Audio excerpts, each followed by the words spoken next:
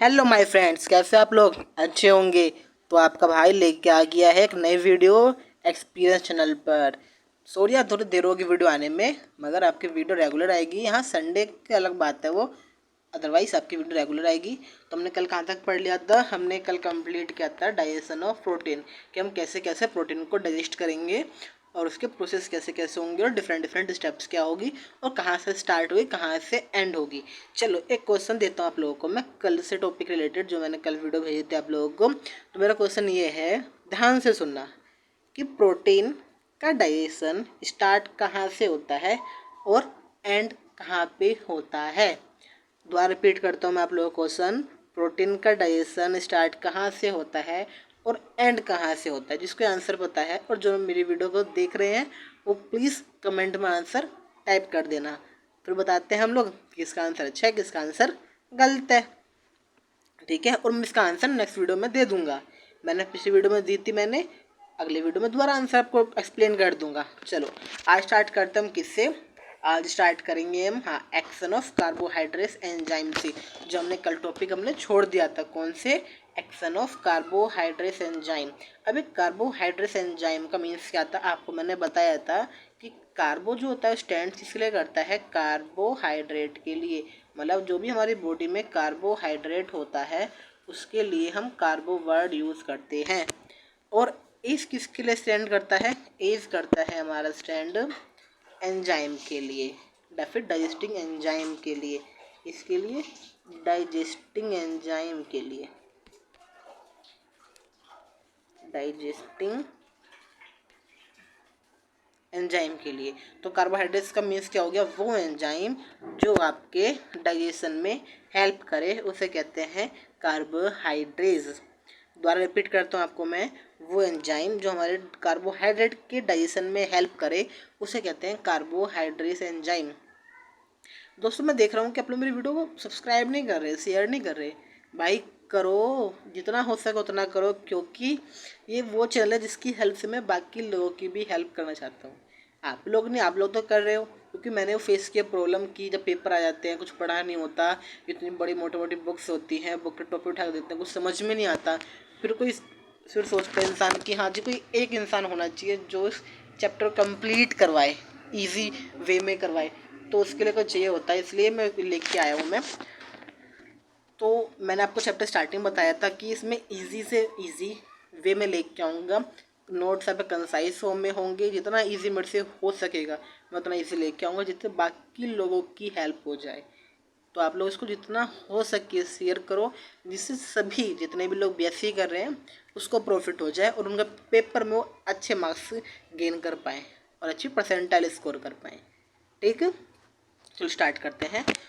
मैंने क्या बताया आपसे कि those enzyme which digest carbohydrate is called carbohydrates enzyme. अच्छा, अब मैंने आपको बताया क्या था पिछली वीडियो में, मैंने आपसे कहा था कि कार्बोहाइड्रेट जो होता है ना स्टार्च की फॉर्म में होता है, और स्टार्च का डाइजेशन जो होता है ना हमारे मुंह से स्टार्ट जाता है, जबकि प्रोटीन डाइजेशन कहाँ स्टार्ट होता है? हाँ, आपका क्वेश्चन है ये, बताना कमेंट में आंसर इसका। जो स्टार्च होता है ना उसका डाइजेशन आपके माउथ से स्टार्ट हो जाता है, और माउथ से तो होता है मगर माउथ में इसका 30% स्टार्च डाइजेस्ट होता है। बाकी का जो रिमेन स्टार्च होता है 70% वो माउथ के अलावा कहीं और होता है। वो भी इस वीडियो में नेक्स्ट में बताऊंगा मैं आप लोग कहाँ पे होता है। तो पहले हम स्टार्ट करते हैं माउथ में। जैसे कि आप लोग जानते हो कि माउथ के अंदर एक सलेवरी ग्लैंड होती है। माउथ के अंदर एक सलेवरी ग्लैंड होती है, जो सलेवरी ग्लैंड ने काम करती है, सलेवरी जूस रिलीज करती है, या फिर कहा जाए सलेवरी अमाइलेज एंजाइम रिलीज करती है। इसका बेसिकली काम क्या होता है? स्टार्च को शुगर में कन्वर्ट करना। अब आपने कहोगे कि स्टार्च को शुगर में कन्वर्ट करना, मैंने तो बोला था, मगर फिर शुगर तो है नहीं, माल्टोज है। अरे भाई कोई टेंशन नहीं, जो माल्टोज है ना ये शुगर की ही फॉर्म है। शुगर में लैक्टोज, सुक्रोज, माल्टोज, ये सभी हमारे शुगर की ही फॉर्म होती है, मगर इसके जो सोर्स होते हैं वो अलग अलग होते हैं। ऐसे मैं बात करूँ लैक्टोज की, तो वो हमें मिल्क से मिलता है, मतलब वो शुगर जो हमें मिल्क से मिलता है उसे हम लैक्टोज के नाम से जानते हैं। तो वैसे जो फ्रूट से मिलता है उसका डिफरेंट नाम है, उसको इस प्रकार आपको डिवाइड किया गया है।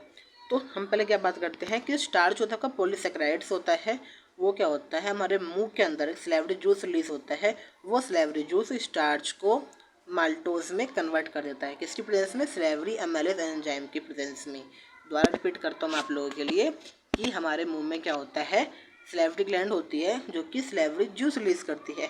वो salivary juice salivary amylase enzyme secret करता है, जो क्या काम करता है, उस स्टार्च को शुगर में कन्वर्ट करने में हेल्प करता है। यहाँ पे हमारे मुंह के अंदर सिर्फ 30% स्टार्च का कन्वर्जन होता है। 30% ही स्टार्च हमारे मुंह में कन्वर्ट हो सकते हैं। बाकी के जो रिमेन स्टार्च होते हैं वो आगे जाके पेनक्रियाज में कन्वर्ट होते हैं। मैंने क्या कहा आपसे, जो 30% जो था वो हमारे माउथ में कन्वर्ट हो चुका है। अब जो बचा आपका 70% जो होगा, बचा स्टार्च बचेगा, वो हमारे पेनक्रियाज में। तो पेनक्रियाज में क्या होगा, पेनक्रियाटिक जूस रिलीज होगा। पेनक्रियाटिक जूस में क्या होगा, पेनक्रियाटिक एमाइलेज। जो एमाइलेज वर्ड है ना, वो डाइजेशन के लिए यूज़ किया गया, मेनली स्टार्च की डाइजेशन के लिए यूज़ किया गया। इसको हम एमिलोप्सिन भी कहते हैं। पेनक्रियाटिक एमाइलेज को हम एमिलोप्सिन भी कहते हैं। ठीक है, तो क्या काम करता है पेनक्रियाज में, पेनक्रियाज पेनक्रियाटिक जूस रिलीज करता है। उस पेनक्रियाटिक जूस की सहायता से आपको स्टार्च जो होता है वो माल्टोज में कन्वर्ट हो जाता है। 30% स्टार्च हमारा कहाँ कन्वर्ट हुआ, माउथ के अंदर, और बचा कुछ हमारा कहाँ पे कन्वर्ट हुआ, पेनक्रियाज के अंदर। कहाँ पे, पेनक्रियाज के अंदर। तो टोटल हमारा 100% स्टार्च डाइजेस्ट हो चुका है। अब स्टार्च किसमें आ चुका है, अपनी छोटी फॉर्म में आ चुका है, माल्टोज की। अब क्या होगा, वो माल्टोज से भी इसके आगे भी डाइजेशन इसका होगा। माल्टोज से डाइजेशन कैसे होगा आगे, तो पहले हम कहाँ से आ गए, हम माउथ से पेनक्रियाज में आ गए, और पेनक्रियाज से कहाँ पे आ गए हम लोग, इंटेस्टाइन में आ गई। इंटेस्टाइन में क्या होता है हमारा, इंटेस्टाइन में होता है इंटेस्टाइनल जूस, जिसे हम कहते हैं सक्कस इंट्रिकस। ये कुछ आपको नेम से इसको तो आपको याद करने पड़ेंगे एज इट इज़। हमारे इंटेस्टाइन में क्या होता है, इंटेस्टाइनल जूस होते हैं, जिसको हम कॉमनली क्या कह सकते हैं, सक्कस इंट्रिकस कह सकते हैं। अब जो हमने माल्टोस अभी पाया है हम लोगों ने, जो हमें माल्टोस प्रोवाइड हो चुके हैं पॉलीसेकेराइड्स के बाद, स्टार्च के बाद, वो क्या होगा, उसको कन्वर्ट करेंगे पर्टिकुलर एंजाइम। जैसे मान लो कि माल्टोज है, आप देख रहे हो क्या फिगर में, जैसे कि माल्टोज है तो उसके लिए कौन आया, माल्टेज आया। लैक्टोज है तो उसके लिए कौन आया, लैक्टेज आया। सुक्रोज है उसके लिए कौन आया, सुक्रेज आया। तो माल्टोज जब माल्टेज आता है ना, तो ग्लूकोज और ग्लूकोज में तोड़ता है। मीन्स माल्टोज का ब्रेकडाउन 2 ग्लूकोज मॉलिक्यूल्स में होता है। लैक्टोज का breakdown 1 glucose molecule and 1 galactose molecules में होता है। ऐसे कहा जाए मोनोसेक्राइड्स में होता है। और सुक्रोज किस में होता है, 1 ग्लूकोज एंड 1 फ्रक्टोज मोनोसेक्राइड्स में होता है। तो माल्टोज हमें क्या देता है, 2 ग्लूकोज देता है। लैक्टोज क्या देता है, 1 ग्लूकोज और 1 गैलेक्टोज देता है। सुक्रोज 1 ग्लूकोज और 1 फ्रक्टोज देता है। तो उम्मीद है आप लोग को तीनों रिएक्शन समझ में आ गई होगी। हमारा डिफरेंट शुगर को डाइजेशन के लिए डिफरेंट एंजाइम की रिक्वायरमेंट होती है। माल्टोज को माल्टेज, लैक्टोज को लैक्टेज, सुक्रोज को सुक्रेज की रिक्वायरमेंट होती है अपने फुलफिल डाइजेशन के लिए। अच्छा, यहाँ पे हम क्या हो गया, यहाँ पे हमारा फैट का डाइजेशन कंप्लीट हो चुका है। सॉरी, फैट का कह रहा हूँ मैं आपसे, कार्बोहाइड्रेट का डाइजेशन कंप्लीट हो चुका है। तो हम क्या करते हैं, हम फिर मूव करते हैं किसके डाइजेशन के लिए, लिपिड का डाइजेशन। हाँ, लिपिड का डाइजेशन सबसे मेन टॉपिक है, क्योंकि इसमें कुछ पार्ट्स जो आपके लिए न्यू हो सकते हैं, नए हो सकते हैं। डोंट वरी, मैं आपको क्लियर कर दूंगा इसको। पहले हम बात करते हैं किससे, एक्शन ऑफ लाइपेज एंजाइम। अभी लाइपेज एंजाइम क्या है, मैंने आपको स्टार्टिंग आपने वीडियो देख रखी होगी, तो मैंने बता रखा है लाइपेज एंजाइम क्या है। वो एंजाइम जो लिपिड के डाइजेशन में हेल्प करे उसे कहते हैं हम लाइपेज एंजाइम। मैंने चलिए क्यों रखा है, lipase are the enzyme that hydrolyze fat in alkaline medium। Means lipase वो एंजाइम है जो फैट को हाइड्रोलाइज करता है अल्कलीन मीडियम में। Alkaline medium the key point, without this medium lipase do not work properly. So this is key word or key point, alkaline medium. Lipase are the enzyme that hydrolyze fat in the alkaline medium। अच्छा, अब पहले बात करते हैं lipid, क्योंकि lipase मैंने आपसे कहा था लाइपेज क्या है, these are the enzyme which digest lipid. अबे लिपिड होता क्या है, बनता किससे है, तो पहले जानना पड़ेगा, तब इसको हम अच्छे से समझ पाएंगे। ठीक, तो नीचे मैंने रिएक्शन लिख रखा है, केक देख सकते हैं आप यहाँ पे, इसमें मैंने बता रखा है कि कैसे कैसे हमारा लिपिड फॉर्म हुआ। कैसे कैसे हमारा लिपिड का फॉर्मेशन हुआ। देखो हमें ग्लिसरॉल तो पता है क्या होता है, CH2OH, मतलब CH2 आपके जो कंपाउंड दे रखा है ये वाला कंपाउंड, इसे कहते हैं ग्लिसरॉल। तो ग्लिसरॉल क्या करता है, एक ग्लिसरॉल को कन्वर्ट करने के लिए आपके 3 फैटी एसिड चाहिए होते हैं। फिर उसकी रिएक्शन कर पे क्या होगा, आपका वाटर, यहाँ पे क्या होगा, यहाँ से आपका वाटर H2O, 3 H2O रिमूव होंगे, एक यहाँ से, एक यहाँ से और एक यहाँ से, 3 H2O रिमूव होंगे। उसके बाद इन दोनों में बॉन्डिंग हो जाएगी, एस्टर बॉन्डिंग हो जाएगी, देख सकते हैं एस्टर बॉन्डिंग हो चुकी है। फिर ये ट्राइग्लिसराइड का फॉर्मेशन कर लेंगे, या फिर जो ट्राइग्लिसराइड लिपिड और फैट का फॉर्मेशन कर लेंगे। ठीक है, तो इससे आपका बेसिकली फॉर्मेशन हो गया लिपिड का। इतना इंपॉर्टेंट नहीं है, बस मैंने बता दिया कि आपको ध्यान रहे कि इसमें एक ग्लिसरॉल होता है, उसके लिए 3 फैटी एसिड्स होता है, फिर दोनों के कंपाउंड्स या दोनों के रिएक्शन से आपके लिपिड का फॉर्मेशन होता है। लिपिड का फॉर्मेशन होता है, फिर ट्राई ग्लिसराइड का फॉर्मेशन होता है, या फिर आपका फैट भी कह सकते हो उसका, उसका फॉर्मेशन होता है। अच्छा, अब लिपिड का जो फॉर्मेशन हो गया, जो लिपिड के जो कंपाउंड्स होते हैं ना, या फिर का मॉलिक्यूल होता है फैट का, वो बड़ा मॉलिक्यूल होता है। जैसे कि एग्जांपल के तौर पे बता जाए आपको मैम, जो दिख रहा है आपको डायग्राम, ये फैट का मॉलिक्यूल थोड़ा बड़ा सा मॉलिक्यूल है। ये क्या है, फैट का थोड़ा बड़ा सा मॉलिक्यूल है, देखो आप यहाँ पे देख सकते हो, ये वाला एक ऐसे बड़ा सा मॉलिक्यूल है फैट का। तो क्या होता है, हमारा जो फैट होता है ना, वो इमल्सीफाई होता है। अब इस इमल्सीफाई का मीन्स है क्या, ये जो इमल्सीफाई है इसका मीन्स है क्या, इसका जनरली मीन्स क्या होता है,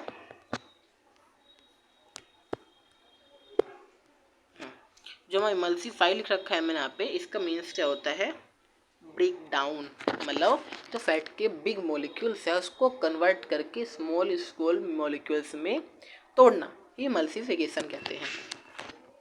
तो क्या से डायग्राम दिख रहा है कि फैट है, उससे कितना बड़ा मॉलिक्यूल है, तो क्या होगा, वो डुडोनम में जाएगा। अब डुडोनम क्या है, जिसको पता है वेल एंड गुड, जिसको नहीं पता है तो मैं बताता हूँ आप लोगों को। आप लोगों ने सुना होगा कि हमारा पहले खाना माउथ में जाता है, माउथ से इसोफेगस, इसोफेगस से स्टमक में, स्टमक से स्मॉल इंटेस्टाइन में आता है।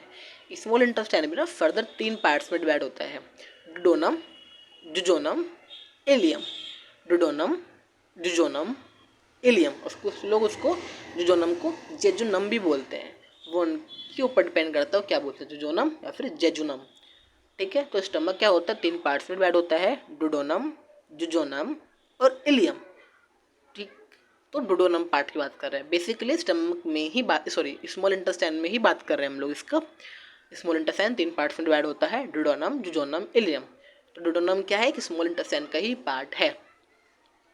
तो इसमें क्या होता है, ये फैट जो होता है ना, बाइल जूस की सिक्रेशन की वजह से स्मॉल स्मॉल फैट ड्रॉपलेट्स में टूट जाता है। एकदम बड़ा वाला फैट क्या होता है, स्मॉल स्मॉल में टूट जाता है और फैट ड्रॉपलेट्स बना लेता है। और ये क्या काम करते हैं, ये लाइपेज के एक्टिवेशन में हेल्प करते हैं। ठीक, अब हमारा तो यहाँ पे हो चुका है। अब ये लेसिथिन और ऑर्गेनिक सोल्ट, आपको आगे पता चलेगा दोनों चीज़ है क्या। ऐसे लेसिथिन एक फॉस्फोलिपिड है और ऑर्गेनिक सोल्ट भी, तो आपको दोनों के बारे में वो डिस्क्रिप्शन जो होगा, सॉरी डिस्क्रिप्शन कह रहा हूँ, इस वीडियो में पता चल जाएगा। तो नेक्स्ट वीडियो में आपको पता चल जाएगा क्या होता है ये सब। अब हमने क्या करा, एक फैट के मॉलिक्यूल से तोड़ दिया, छोटे पार्ट में बांट दिए। अब क्या करते हैं, जो ट्राइग्लिसराइड जो था, जो लिपिड हमारा बना था, उसका ब्रेकडाउन करेंगे, ब्रेकडाउन ऑफ ट्राइग्लिसराइड। तो क्या होगा, पेनक्रियास में क्या होता है, हमारा पेनक्रेटिक जूस होगा, जो क्या काम करेगा, इस ट्राइग्लिसराइड को डाइग्लिसराइड, मोनोग्लिसराइड और फैटी एसिड में तोड़ देगा। अब ये तीनों क्या होंगे, तो पेनक्रियास से मूव होंगे इंटेस्टाइन में, वहाँ पे क्या होगा, इंटेस्टाइनल जूस होगा, लाइपेज, जो कि काम करेगा, वो इन डाइग्लिसराइड को मोनोग्लिसराइड में, मोनोग्लिसराइड को ग्लिसराइड में, फैट को फैटी एसिड और बाइल सॉल्ट में, फैट को किस में ऐड कर देगा, वो फैटी एसिड और बाइल सॉल्ट में। अगेन रिपीट करता हूँ मैं, इससे यहाँ रख देते चलो। जो हमारा ट्राइग्लिसराइड था वो क्या होगा, पेनक्रियास में जाएगा, पेनक्रियास में होगा पेनक्रेटिक लाइपेज होगा, उसे स्ट्रिप्सिन भी कहते हैं, जो क्या काम करेगा, ट्राइग्लिसराइड को ब्रेक डाउन करेगा डाइग्लिसराइड में, मोनोग्लिसराइड में, किसमें, डाइग्लिसराइड में, मोनोग्लिसराइड में और फैटी एसिड में। फिर ये क्या काम करेंगे, पेनक्रियास से निकल के आपके इंटेस्टाइन में जाएंगे, इंटेस्टाइन में इंटेस्टाइनल जूस होगा, लाइपेज, इंटेस्टाइन में क्या होगा, आपका इंटेस्टाइनल जूस होगा, लाइपेज।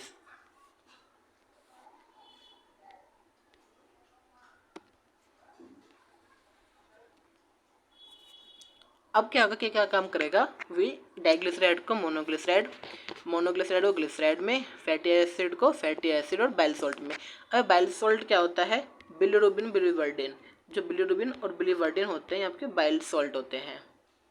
आपका नाम बस याद कर लो, मगअप कर लो, फिर आगे वीडियो में आपको बता दूंगा कि बिलिरुबिन और बिलिवर्डिन क्या होती है, दोनों चीज़ के बारे में समझ में आएगा। दोबारा रिपीट कर दूँ, थोड़ा ये गड़बड़ी कर दी इसने, एक बार इसको हटा के मैं रिपीट कर देता हूँ ना। हाँ, जो ट्राइग्लिसराइड होता है आपके पैनक्रियाज में आता है पहले तो, फिर पैनक्रियाज में क्या होता है, पैनक्रियाटिक जूस होता है। उस पैनक्रियाटिक जूस के एक्शन की वजह से जो ट्राइग्लिसराइड होता है आपका मोनोग्लिसराइड, डाइग्लिसराइड और फैटी एसिड में कन्वर्ट हो जाता है। उसके बाद ये काम करता है, ये जाता है आपका इंटेस्टाइन के अंदर। इंटेस्टाइन में इंटेस्टाइनल जूस होता है लाइपेज, जो कि काम करता है आपका डाइग्लिसराइड को मोनोग्लिसराइड में, मोनोग्लिसराइड को ग्लिसराइड में, और फैटी एसिड को फैटी एसिड और बाइल सॉल्ट में ब्रेक डाउन कर देता है। बाइल सॉल्ट क्या होता है, बिलिरुबिन और बिलिवर्डिन आता है बाइल सॉल्ट। ठीक, अच्छा, आपके डाइजेशन तो हो चुका है। अब क्या होता है, इसे आगे होता है मिसल्स का फॉर्मेशन। आपने मिसल्स का नाम सुन रखा होगा अपने जब 10th क्लास में आपके मिसल्स का टॉपिक हो केमिस्ट्री में, जो आपके वो कपड़े धोने में यूज़ होता था। आता था ना कि सॉप और डिटर्जेंट, याद करो अपने 10th क्लास, उसमें सॉप और डिटर्जेंट का टॉपिक था कि बताओ कपड़े कैसे धुलते हैं, डिटर्जेंट कैसे काम करता है, उसमें मिसल्स का फॉर्मेशन होता था। वैसे ही सेम मिसल्स का फॉर्मेशन हमारे यहाँ भी होता है फैट के केस में। तो क्या होता है, यहाँ पे जो मोनोग्लिसराइड होता है, ग्लिसरॉल होता है, फैटी एसिड और बाइल सॉल्ट, वो सब के सब मिलकर क्या काम करते हैं, एक ऐसा स्ट्रक्चर बनाते हैं। इसमें क्या होता है, एक हेड होता है, एक हेड होता है, और इसकी यहाँ बनाते हैं एक हेड होता है, और ये टेल होती है, और ये टेल सीधी बन गई टेल, तो ये इसकी टेल होती है। हेड क्या होते हैं, हेड कहते हैं हाइड्रोफिलिक हेड, और टेल क्या होती है हाइड्रोफोबिक। अब देखो इसका मतलब होता है क्या है, सिंपल सीधी बताया जाए आप लोगों को।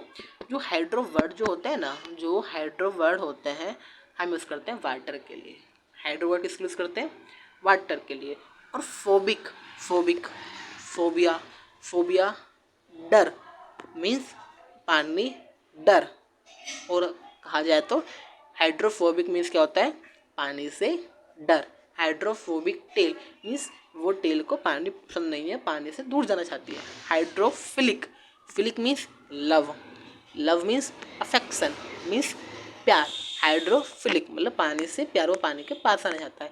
इसलिए इसका स्ट्रक्चर कैसे बनता है, जितने आपके हाइड्रोफिलिक हेड होते हैं वो बाहर होते हैं, जितने भी आपके हाइड्रोफिलिक हेड होते हैं वो क्या होता है आपके बाहर होते हैं। ऐसे कुछ करके बाहर छोटे बड़े बन जाएंगे। हटा देते हैं इसको, चलो ना हाथ से ड्रॉ कर देता हूँ मैं आपको। जो आपके हाइड्रोफिलिक होंगे वो क्या हो जाएंगे, बाहर बन जाएंगे ऐसे करके, क्योंकि उसको पानी से अफेक्शन है, पानी से प्यार है। तो सबके सबको डायमीटर पर रेंज हो जाएंगे, सॉरी डायमीटर क्या हो, सर्कमफ्रेंस पर रेंज हो जाएंगे। और उसके बाद क्या होगा, जो हाइड्रोफोबिक था वो टेल वो उसमें आकर अटैच हो जाएगा ऐसे करके। इस स्ट्रक्चर को ही हम मिसल्स कहते हैं, इस स्ट्रक्चर को ही हम मिसल्स कहते हैं।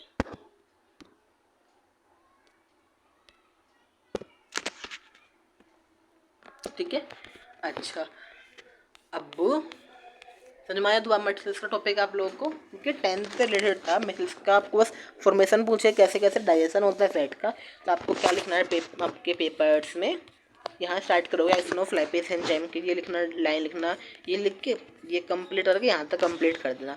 और इसको मैंने रिएक्शन के फॉर्म में लिखा है, आपको तो समझ में आ जाएगा, तो इस रिएक्शन को कन्वर्ट कर देना आप इसको लैंग्वेजेस में, इस थ्योरी के फॉर्म में। क्योंकि मैं थ्योरी लिखवाता तो थ्योरी तो बुक में भी थी, तो आप मेरे चैनल क्यों देखते हैं, तो मैंने इसलिए कंसाइज फॉर्म में आपको इसमें प्रोवाइड करा दिया, तो आपको समझ में आ जाए, आपकी अंडरस्टैंडिंग डेवलपमेंट हो जाए, आपकी नॉलेज डेवलप हो जाए, फिर आप उसको किसी फॉर्म में लिख सकते हो।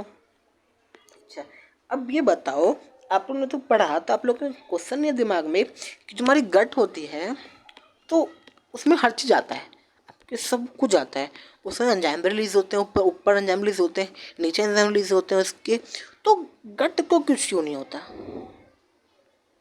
सिंपल सी बात है ना, हमारे स्टमक में HCl है, तो फिर HCl के इफेक्ट से गट को क्यों नहीं होता, गट तुम्हारी सही सलामत रहती है। मगर हमने से पढ़ाया गया था कि HCl स्ट्रॉन्ग एसिड है, उसमें हाथ डालेंगे मेरा हाथ कट जाएगा, जल जाएगा, तो गट को क्यों नहीं होता। गट को मेंटेन कौन करता है? हाँ, तो नेक्स्ट टॉपिक हमारा इसी का है, मेंटेनेंस ऑफ गट लाइनिंग, कि गट की लाइनिंग को मेंटेन कौन करता है, फिर गट की लाइनिंग मेंटेन कैसे होती है, प्रोटेक्ट कैसे होता है, इस पर क्या मैकेनिज्म है। एक छोटा सा टॉपिक है, बहुत ही ब्रीफ में आपको बता दूंगा मैं। तो टॉपिक क्या आपका, बस ये रहा, छोटा सा लेयर है, सॉरी लेयर कर रहा हूँ, छोटा सा टॉपिक है, की पॉइंट आप मान सकते हो। मैंने पूरे 10 पैरा को पढ़ा और कंसाइज फॉर्म में लिखवा दिया। मैंने बताया था, जो हमारा स्टमक होता है 3 चीज़ रिलीज करता है, HCl, म्यूकस और पेप्सिन। जो म्यूकस होता है ना, वो हमारे स्टमक को भी हेल्प करता है। कैसे? HCl तो पता है आपको क्या काम करता है, और डाइजेशन में हेल्प करता है। अब म्यूकस क्या काम करता है, या म्यूकस से काम करता है MUCUS, म्यूकस। जो हमारी स्टमक होती है ना, हमारे लोग की स्टमक की वॉल है, तो स्टमक की वॉल पे क्या काम करता है, ये आके ऐसे करके कवर कर लेता है, जो कि फिर क्या काम करता है, जो कि HCl के इफेक्ट से बचाता है स्टमक की वॉल को। म्यूकस से काम करता है, म्यूकस HCl से बचाता है स्टमक की वॉल को। मीन्स वो कितना रेसिस्टेंस है कि वो HCl से इफेक्ट को क्या कहते हैं, कम कर सकता है और स्टमक की वॉल को बचा लेता है। तो वही सेम लाइनिंग जो होती है हमारी, ये जो म्यूकस की लाइनिंग है वो गट पे भी प्रेजेंट होती है। ये सेम म्यूकस की लाइनिंग जो है गट पे भी प्रेजेंट होती है। लिख रखा है मैंने, gut lining is protected by the layer of mucus. जो गट की लाइनिंग होती है एक लेयर से प्रोटेक्टेड होती है, जिसका नाम क्या है, म्यूकस। मीन्स म्यूकस एक लेयर है जो कि गट को भी प्रोटेक्शन प्रोवाइड कराती है और स्टमक को भी प्रोटेक्शन प्रोवाइड कराती है। तो आपसे क्वेश्चन में आ जाए कि बताओ कि HCl के इफेक्ट से स्टमक की वो लेयर को कुछ क्यों नहीं होता, तो आप सिंपल लिखना, स्टमक एक बाइल जूस रिलीज करती है, उस बाइल जूस के अंदर हमारा HCl, म्यूकस और पेप्सिन एंजाइम होता है। और जो म्यूकस होता है वो हमारे स्टमक की वॉल को कवर कर लेता है और HCl के इफेक्ट को रिड्यूस कर देता है, जिससे हमारे स्टमक वॉल को कुछ नहीं होता। तो आज हमने क्या देखा, आज हमने 2 टॉपिक देखे कि हमने कार्बोहाइड्रेट को डाइजेस्ट कैसे करेंगे, फर्स्ट टॉपिक, एंड सेकंड का देखा हम लोगों ने कि लिपिड का डाइजेशन कैसे होगा, सेकंड टॉपिक। और लास्ट में छोटा सा एक बात करी कि हमारे गट मेंटेन कौन करता है। तो हमने 2.5 टॉपिक देखे आज। तो आज के लिए वीडियो में इतने रखते हैं और फिर नेक्स्ट वीडियो आपकी कल आ जाएगी। तब तक के लिए आप इस वीडियो को देखो, समझो, और कोई डाउट हो तो कमेंट सेक्शन में ज़रूर लिखो, जिससे मैं आपके डाउट को जल्द से जल्द हल कर सकूं। और प्लीज़ लाइक, शेयर, सब्सक्राइब। और तब तक के लिए bye bye champs, be ready and stay connected, stay tune. Like कर दो, सब्सक्राइब कर दो, सबको शेयर कर दो, इसका सबका भला हो जाए। Bye bye champs.